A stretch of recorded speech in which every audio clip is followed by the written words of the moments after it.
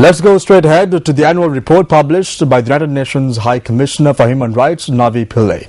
Issuing her annual report titled Promoting Reconciliation and Accountability in Sri Lanka, Pillay says that as new evidence continues to emerge on the final stages of the conflict, it is recommended to establish an independent international mechanism.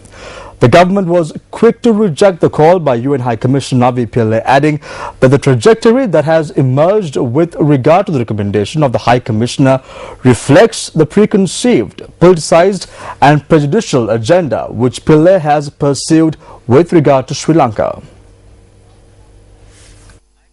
Navi Pillay, the United Nations High Commissioner for Human Rights, made public her annual report titled Promoting Reconciliation and Accountability in Sri Lanka yesterday, an 18-page document which outlines the developments, issues, conclusion and recommendations of the Office of the United Nations High Commissioner for Human Rights on the island nation.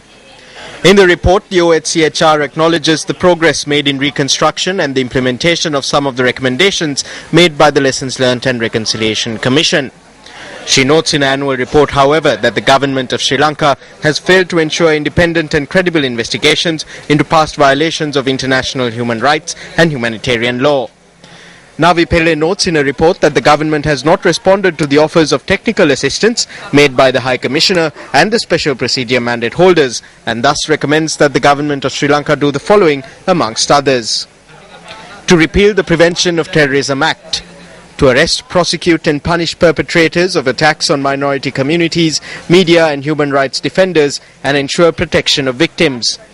to undertake independent and credible criminal and forensic investigations with international assistance into all alleged violations of human rights and humanitarian law, including recently discovered mass graves, to take further steps in demilitarization, ensure military disengagement from activities that are meant to be civilian,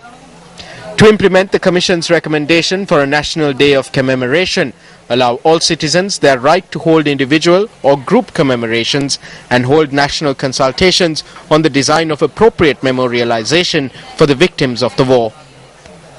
The United Nations Human Rights High Commissioner urges the UN Human Rights Council to establish an international inquiry mechanism to further investigate the alleged violations of international human rights and humanitarian law and monitor any domestic accountability processes.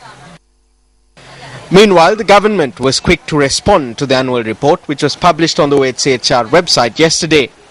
Issuing a statement, Sri Lanka's permanent mission to the United Nations in Geneva strongly rejected the calls by the High Commission for Human Rights to establish an international mechanism in Sri Lanka. The government of Sri Lanka repudiates the conclusions and recommendations that have been erroneously arrived at in the High Commissioner's report, as they are based on incorrect and/or unsubstantiated and extraneous sources and material. The trajectory that has emerged with regard to the recommendation of the High Commissioner to the HRC for the establishment of an international inquiry mechanism reflects the preconceived, politicized and prejudicial agenda which he has relentlessly pursued with regard to Sri Lanka. The government of Sri Lanka reiterates its categorical rejection of the conclusions and recommendations contained in the High Commissioner's report, reflecting bias and is tantamount to an unwanted interference in the international affairs of a sovereign state.